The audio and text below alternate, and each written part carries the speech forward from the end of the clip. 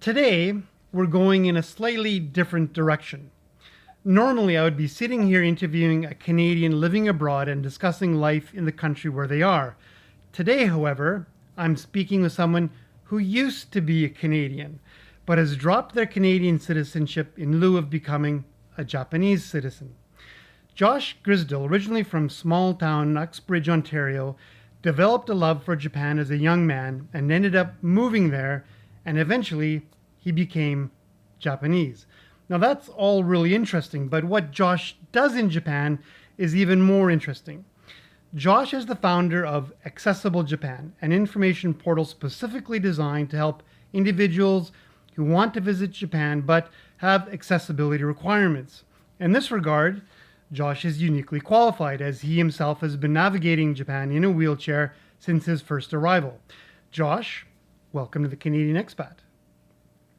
Thank you for such a wonderful introduction. I'm quite humbled. I'll definitely be getting to you becoming a Japanese citizen, but before that, just so that we have some context, can you tell us what Mhm. brought you to Japan in the first place? Sure.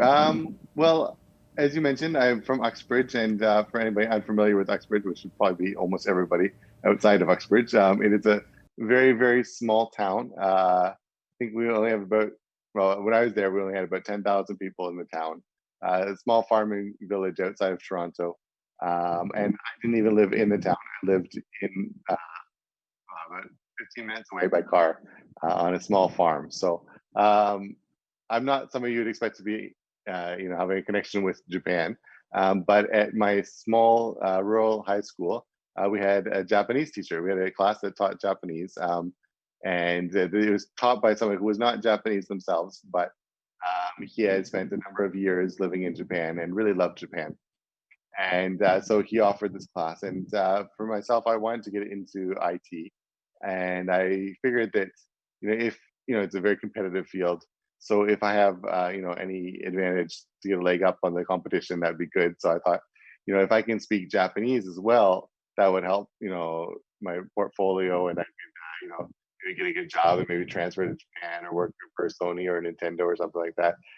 So I started taking Japanese for very, very selfish reasons, I guess. But um, when I was taking the class, the teacher, he was sort of unorthodox in his teaching methods, and he very much focused on a relaxed atmosphere, and speaking about Japanese culture and history, as well as just grammar and vocabulary.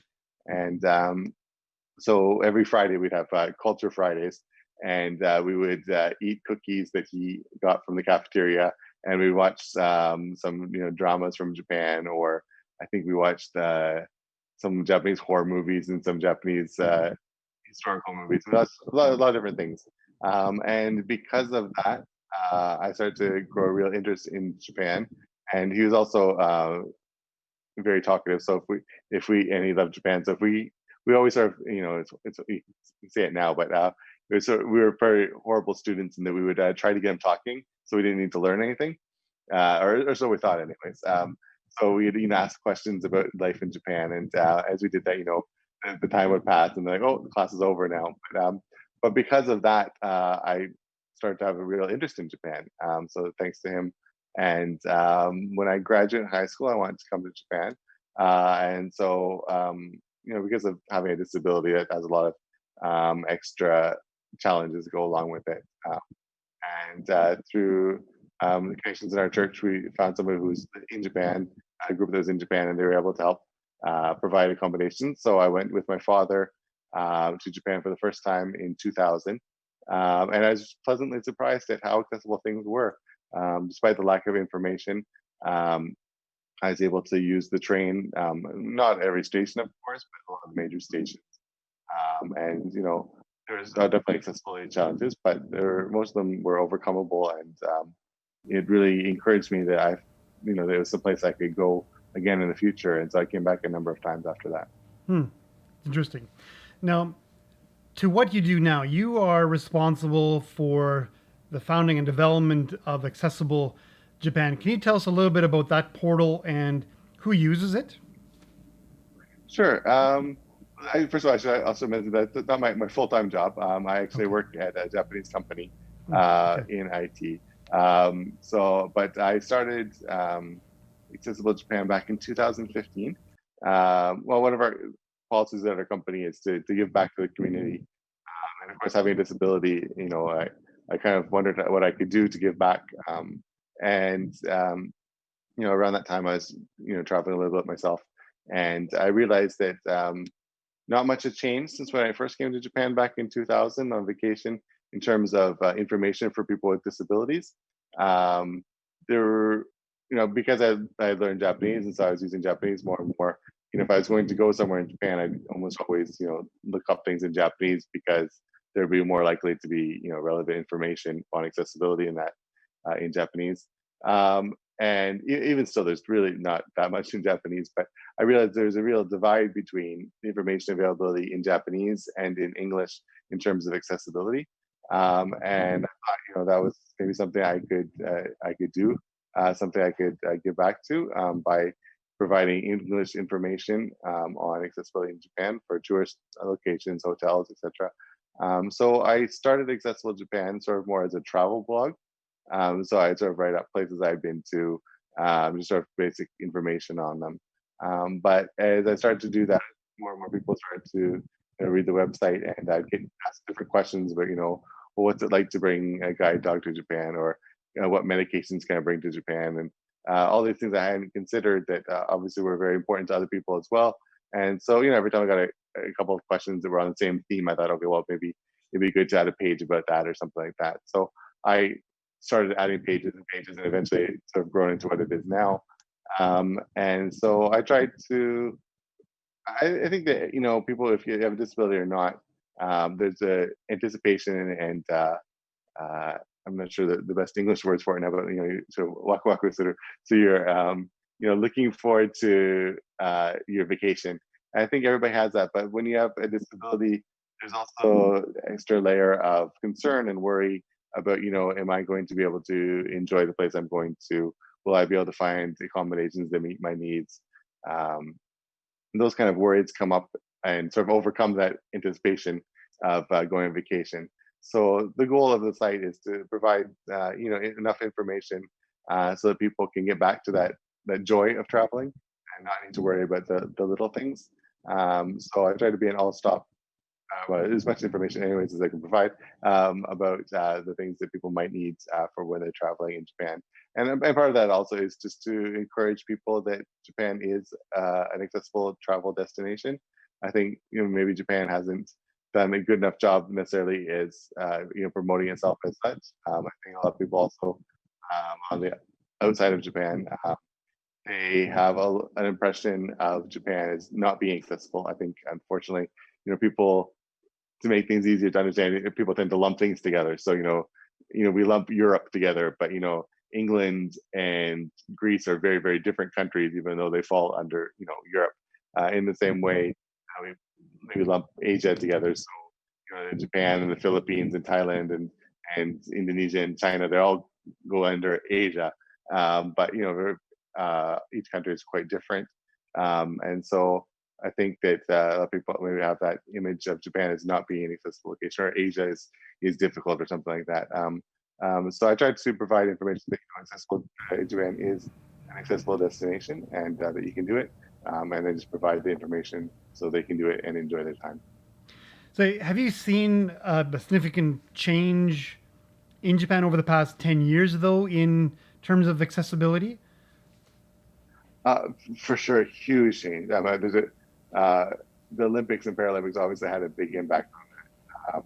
There are a number of accessibility requirements for holding the games, but also on top of that, uh, in Japan and their relationship with the UN and signing different requirements for people with disabilities. Uh, they had to provide laws here as well in Japan to make sure that they were fulfilling those things. For example, uh, getting rid of discrimination, etc., providing equal access to public spaces, etc.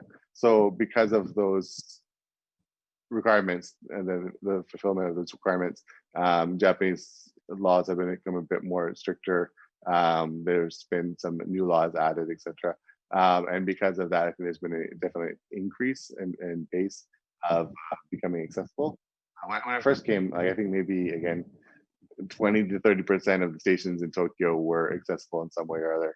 And that's not necessarily a good solution. Sometimes I had to go through the back boiler room of Tokyo Station to get on the Shinkansen, or when I went to Akihabara, the only elevator was the elevator they used to throw out the garbage. That was the way that I was able to get around. But now I think the law requires that any station with over 3,000 daily visitors. Now, for someone from Canada, that sounds like a lot, but 3,000 daily users is not much in Japan. And so any station with over 3,000 daily users is required by law to have an accessible route. So that means that roughly 96% of the stations in Tokyo are accessible now. Hmm. So it's been a huge definite change in the last 20 years and 10 years specifically. Now, I understand that you've been involved a little with the Canadian Chamber of Commerce in Japan as well. I saw there was an article written about you in their publication. Are you also involved with the Canadian Paralympic Committee in preparation for what was supposed to be the Olympics this year? Hopefully, the Olympics next year. Yeah, I do have some connections with the Canadian Embassy. I've been on a number of panel discussions there, as well as have a very good relationship with them. And the plan was to meet with somebody from the Paralympic agency before the Olympics, but then that sort of all fell through. So I'm ready and willing to help, and I think they're definitely interested in keeping in touch. But at the current situation, it probably might need to wait a little bit longer. So. Right. Well, here's hoping that everything works out for next year. So Yeah. let's talk a little bit, if you don't mind, about you becoming a Japanese citizen. And if it's okay, what led you to that decision? Sure. Well, I wanted to stay long term in Japan. I I see my relationship with Japan as sort of like a almost a human relationship in some ways. It's like, I started to like it a little bit more, and the more I met it, the more I liked it, and it's sort of I decided that I wanted to stay here permanently. I first came to live here in Japan in 2007, and so at the time I became a Japanese citizen, I'd been here, I guess, almost 10 years kind of thing. And so I realized that, I wanted to stay here in Japan. And one of my coworkers, she's from China, and she had recently, at that time, become a Japanese citizen. So I'd always been under the impression that it was pretty much near impossible to become Japanese, or that's what, the rumors are always were.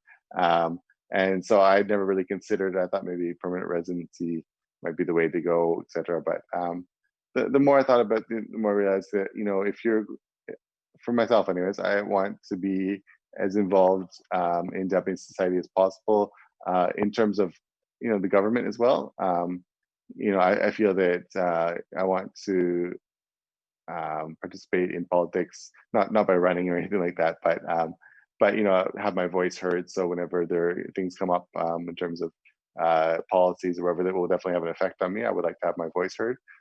So I want to be able to vote was very important to me.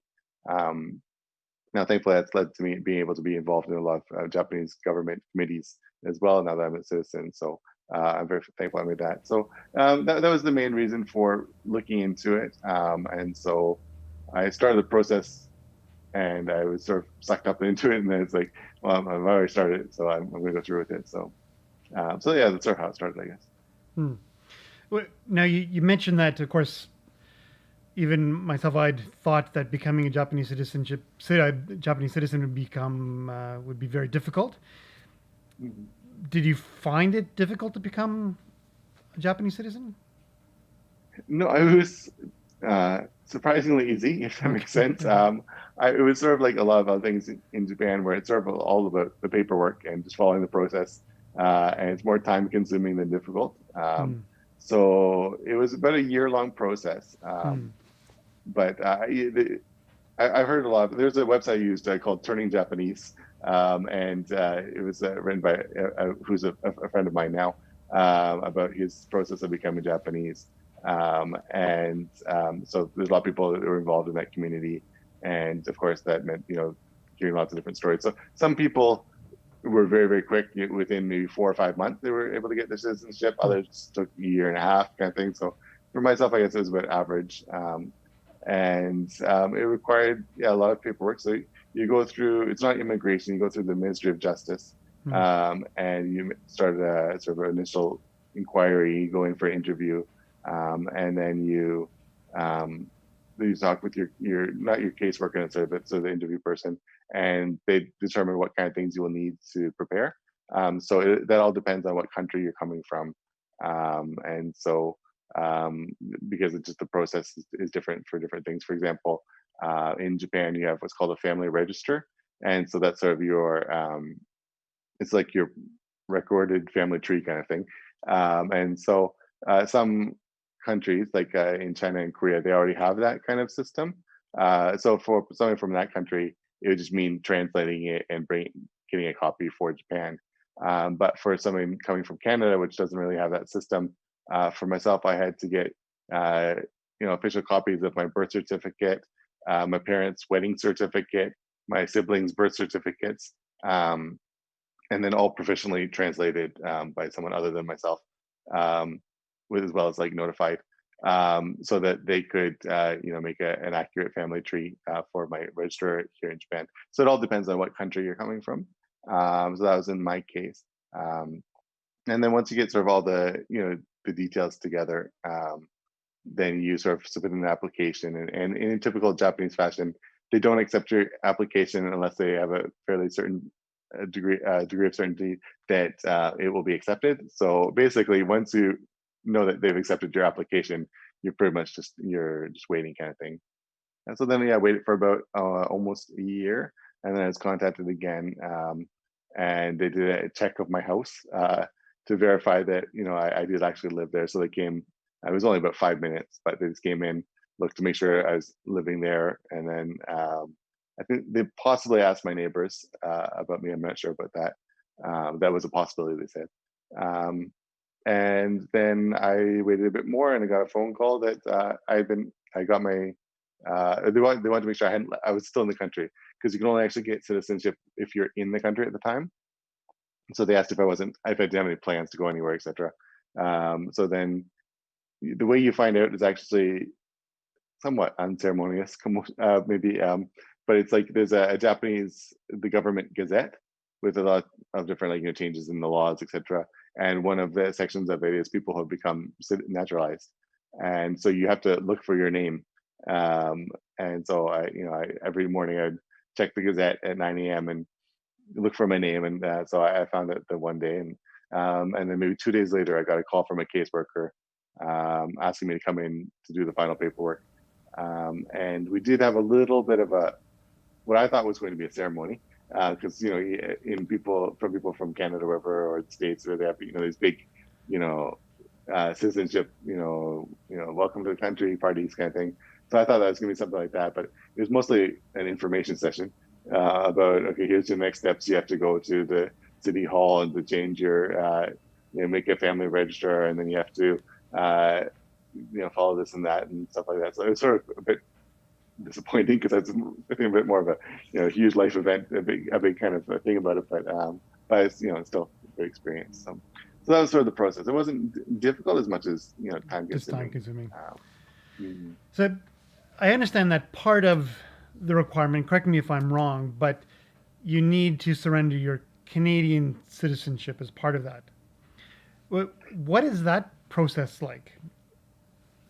So it depends on the countries. So yeah, you're only allowed to have Japanese citizenship. So if you have any other citizenships or multiple citizenships, you have to give them all up. There are a few rare cases for some countries, I think like Bolivia and maybe Iran and stuff like that, where it's not legally possible to give up your citizenship. Oh, So I in see. those cases, they don't. But some other countries, you have to sort of give up your citizenship before you can get the new one. Others, you give up your citizenship afterwards. So it all depends. For the process for Canada, um, you give it up after you've received Japanese citizenship. Um, it's wasn't a super difficult process. I don't remember. I don't think. I think just contacted the embassy, told them the situation. I got some forms. Again, I needed some things translated that guaranteed that I did have another citizenship because of the UN rules that you have. Everybody is entitled to a citizenship. Um, so they need to be sure that I wasn't going to become stateless. So I sent in the forms. I think went to the intelligence services and stuff like that.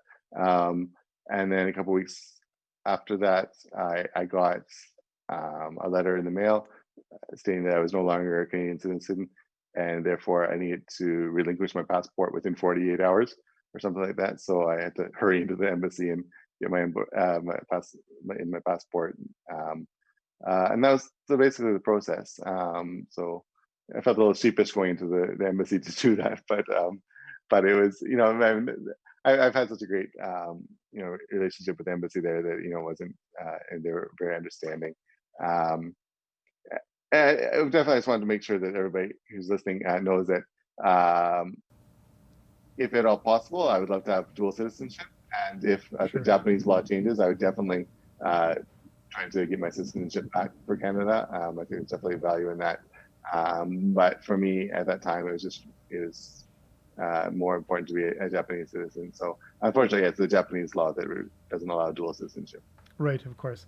So, do you still consider yourself Canadian at heart? Oh, for sure, yeah, Yeah. for sure, that's not going to change.